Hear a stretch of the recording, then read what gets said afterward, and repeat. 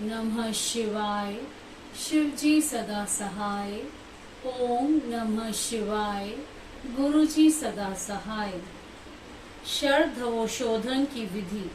उपमन्यु कहते हैं, यदुनंदन, तदंतर गुरु की आज्ञा ले शिष्य स्नान आदि संपूर्ण कर्म को समाप्त करके शिव का चिंतन करता हुआ हाथ जोड़ शिव मंडल के समीप जाए। इसके बाद पूजा के सिवा पहले दिन का शेष सारा कृत्य नेत्र बंधन पर्यंत कर लेने के अनंतर गुरु उसे मंडल का दर्शन कराए। आँख में पट्टी बंधे रहने पर शिष्य कुछ फूल बिखेरे, जहाँ भी फूल गिरे वहीं उसको उपदेश दे। फिर पूर्वतः उसे निर्मलाय मंडल में ले जाकर ईशान देव की पूजा कराएं और शिवाग्नि में हवन करें। यदि शिष्य ने दुख स्वप्न देखा हो तो उसके दोष की शांति के लिए 100 या 50 बार मूल मंत्र से अग्नि में आहुति दे। तदंतर शिखा में बंधे हुए सूत को पूर्वतः लटकाकर आधार शक्ति की पूजा से लेकर निर्वृत्ति कला संबंधी वागीश्वरी पूजन पर्यंत सब कार्य होम पूर्वक करें। इसके बाद निर्वृत्ति कला में व्यापक सती वागीश्वरी को प्रणाम करके मंडल में महादेव जी के पूजन का पूर्वक 3 आहुतियां दे। शिष्य को एक ही समय संपूर्ण योनियों में प्राप्त कराने की भावना करें। फिर शिष्य के सूत्र में शरीर में ताड़न प्रोक्षण आदि करके उसके आत्म चैतन्य को लेकर द्वादशांत में निवेदन करें।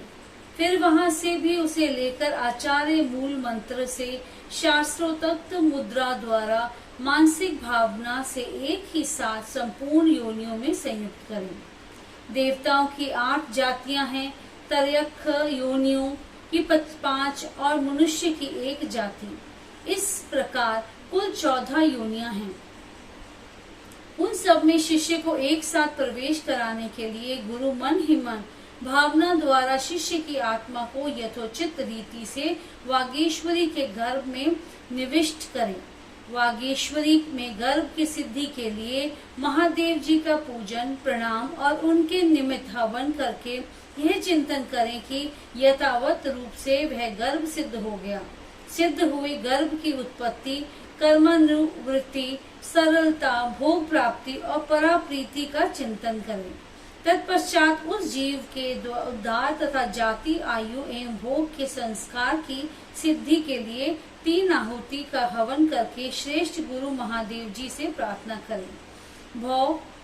भौतृत्व विषयक आसक्ति रूप मल के निवारण पूर्वक शिष्य के शरीर का शोधन करके उसके त्रिविध पाश का उच्छेद कर डालें। कपट या माया से बंधे हुए शिष्य के पाश का अत्यंत भेदन करके उसके चैतन्य को केवल स्वच्छ माने। फिर अग्नि में पूर्ण आहुति देकर ब्रह्मा का पूजन करें। ब्रह्मा के लिए 3 आहुति देकर उन्हें शिव की आज्ञा सुनाएं। पितामह तवया नास्य यातुः शेव पर पदम प्रतिबंधो विधातत्व शैवोषज्ञ गरीयसी। पितामह, यह जीव शिव के परम पद को जानने वाला है। तुम्हें इसमें विघ्न नहीं डालना चाहिए। ये भगवान शिव की गुरुतर आज्ञा है। ब्रह्मा जी की शिव का यह आदेश सुनाकर उनकी विधिवत पूजा और विसर्जन करके महादेव जी की अर्चना करें और उनके लिए 3 आहुति दें। तत्पश्चात निर्वृत्ति द्वारा शुद्ध हुए शिष्य के आत्मा का पूर्वतः उद्धार करके अपनी आत्मा एक सूत्र में स्थापित कर वागीश का पूजन करें। उनके लिए 3 आहुति दें और प्रणाम करके विसर्जन कर दें। तत्पश्चात निर्वृत्त पुरुष प्रतिष्ठा कला के साथ सानिध्य स्थापित करें। उस समय एक बार पूजा करके 3 आहुति दे और शिष्य के आत्मा के प्रतिष्ठा कला में प्रवेश की भावना करें। इसके बाद प्रतिष्ठा का आह्वान करके पूर्वोत्तर संपूर्ण कार्य संपन्न करने के पश्चात उसमें व्यापक वागीश्वरी का ध्यान करें। उनकी कांति पूर्ण चंद्रमंडल के समान है। ध्यान के पश्चात शेष कार्य पूर्वतः करें। तदंतर भगवान विष्णु को परमात्मा शिव की आज्ञा सुनाएं। फिर उनका भी विसर्जन आदि शेष कृत्य पूर्ण करके प्रतिष्ठा का विद्या से संयोग करें। उसमें भी पूर्वतः सब कार्य करें। साथ ही उसमें व्याप्त वागीश्वरी का चिंतन पूजन तथा प्रज्वलित अग्नि में पूर्ण होमांत सब कर्म क्रमश संपन्न करके पूर्वतः नील रुद्र का आह्वान एवं पूजन आदि करें। फिर पूर्वोक्त रीति से उन्हें भी शिव की आज्ञा सुना दें। तदंतर उनका भी विसर्जन करके शिष्य की दोष शांति के लिए विद्या कला को लेकर उसकी व्याप्ति का अवलोकन करें और उसमें व्यापिका वागीश्वरी देवी का पूर्वतः ध्यान करें। उनकी आकृति प्रातः काल के सूर्य की भांति अरुण रंग की है और वे दशों दिशाओं को उद्दासित कर रही हैं। इस प्रकार ध्यान करके शेष कार्य पूर्वतः करें। फिर महेश्वर देव का आह्वान पूजन और उनके उद्देश्य से हवन करके उन्हें मन ही मन शिव की पूर्वोक्त आज्ञा सुनाएं। तत्पश्चात महेश्वर का विसर्जन करके अन्य शांति कला को शांत्यतीतम कला तक पहुंचाकर उसकी व्यापकता का अवलोकन करें। उसके स्वरूप में व्यापक वागीश्वरी का चिंतन करें। उनका स्वरूप आकाश मंडल के समान व्यापक है। इस प्रकार ध्यान करके पूर्ण होती होम पर्यंत सारा कार्य पूर्वत करें। शेष कार्य की पूर्ति करके सदाशिव की विधिवत पूजा करें और उन्हें भी अमित पराक्रमी शंभु की आज्ञा सुना दें। फिर वहां भी पूर्वतः शिष्य के मस्तक पर शिव की पूजा करके उन वागेश्वरी देवी को प्रणाम करें और उनका विसर्जन कर दें। तदंतर शिव मंत्र से पूर्वतः शिष्य के मस्तक का प्रोक्षण करके यह चिंतन करें कि शांत्यतीता कला का शिव मंत्र में विलय हो गया।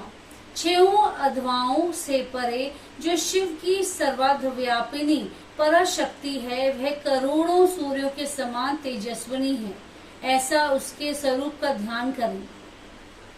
फिर उस शक्ति के आगे शुद्ध स्फटिक के समान निर्मल हुए शिष्य को ले आकर बिठा दे और आचार्य कैंची को धोकर शिव शास्त्र में बताई हुई पद्धति के अनुसार सूत्र सहित उसकी शिखा का छेदन करें। उस शिखा को पहले गोबर में रखकर फिर ओम नमः शिवाय वौषटः का उच्चारण करके उसका शिवाग्नि में हवन कर दें।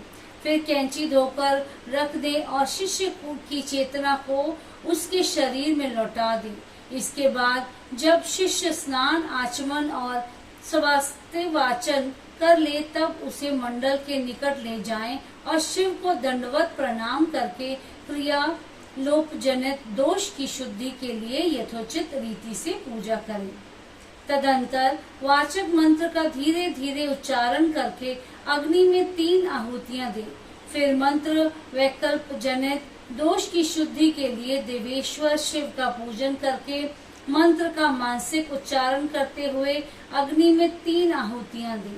वहां मंडल में विराजमान अम्बा पार्वती सहित शंभु की समाराधना करके 3 आहुतियों का हवन करने के पश्चात गुरु हाथ जोड़ इस प्रकार प्रार्थना करें। भगवत्स तव प्रसादेन शुद्धि रस्य षड्धवन कृता तस्मात् पर धाम गमयेन तवा व्ययम। भगवान आपकी कृपा से इस शिष्य की षड्धव शुद्धि की गई, अतः अब आप इसे अपने अविनाशी परम धाम में पहुंचाइए। इस तरह भगवान से प्रार्थना कर नाड़ी संधान पूर्वक पूर्वतः पूर्ण होती होम पर्यंत कर्म का संपादन करके भूत शुद्धि करें। स्थिर तत्व, अस्थिर तत्व, शीत तत्व, उष्ण तत्व तथा व्यापकता एवं एकता रूप आकाश तत्व का भूत शुद्धि कर्म में चिंतन करें। यह चिंतन उन भूतों की शुद्धि के उद्देश्य से ही करना चाहिए।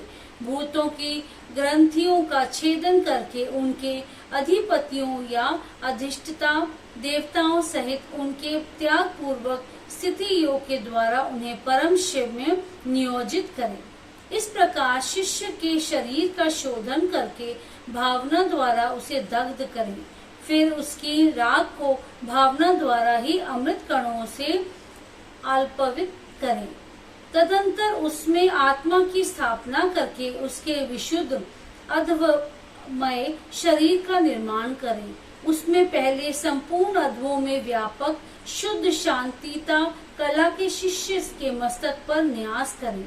फिर शांति कला का मुख में, विद्या कला का गले से लेकर नाभि पर्यंत भाग में, प्रतिष्ठा कला का उससे नीचे के अंगों में चिंतन करें। तदंतर अपने बीजों सहित सूत्र मंत्रों का न्यास करके संपूर्ण अंगों सहित शिष्य को शिव स्वरूप समझें। फिर उसके हृदय कमल में महादेव जी का आह्वान करके पूजन करें। गुरु को चाहिए कि शिष्य में भगवान शिव के स्वरूप की नित्य उपस्थिति मानकर शिव के तेज से तेजस्वी हुए उस शिष्य के अणिमा आदि गुणों का भी चिंतन करें। फिर भगवान शिव से आप प्रसन्न हों ऐसा कहकर अग्नि में 3 आहुतियां दें। इसी प्रकार पुनः शिष्य के लिए निम्नांकित गुणों का ही उत्पादन करें। सर्वज्ञता, तृप्ति आदि, अनंत रहित बोध, अतुल शक्तिमता, स्वतंत्रता और अनंत शक्ति, इन गुणों की उसमें भावना करें। इसके बाद महादेव जी से आज्ञा लेकर उन देवेश्वर का मन ही मन चिंतन करते हुए सजोजात आदि कलशों द्वारा क्रमश शिष्य का अभिषेक करें। तदंतर शिष्य को अपने पास बिठाकर पूर्वतः शिव की अर्चना करके उनकी आज्ञा लें। उस शिष्य को शैवी विद्या का उपदेश करें। उस शैवी विद्या के आदि में ओंकार हो, वह उस ओंकार से ही संपुटित हो और उसके अंत में नमः लगा हुआ हो। वह विद्या शिव और शक्ति दोनों से संयुक्त हो, यथा ओम ओम नमः शिवाय, ओम नमः। इस तरह शक्ति विद्या का भी उपदेश करें, यथा ओम नमः शिवाय, ओम नमः।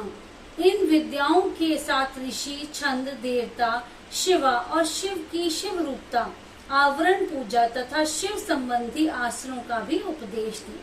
तत्पश्चात देवेश्वर शिव का पुनः पूजन करके कहें, भगवान मैंने जो कुछ किया है वह सब कुछ आप सुकृत रूप कर दें। इस तरह भगवान शिव से निवेदन करना चाहिए। तदंतर शिष्य सहित गुरु पृथ्वी पर दंड की भांति गिरकर महादेव जी को प्रणाम कर